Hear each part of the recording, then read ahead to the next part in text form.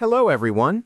In this video, I'll guide you through fixing Minecraft purchase failed errors so you can buy skins, worlds, or coins successfully.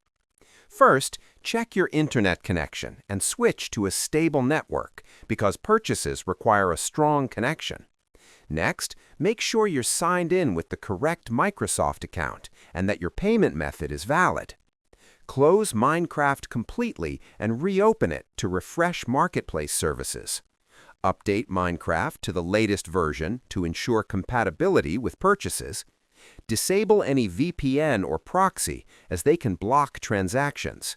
Check Windows date and time settings and enable automatic sync, since incorrect settings can prevent purchases.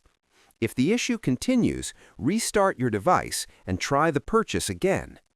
Finally, if the problem persists, contact Microsoft support for account verification. These steps usually resolve purchase failures quickly and safely. Subscribe the channel for more videos.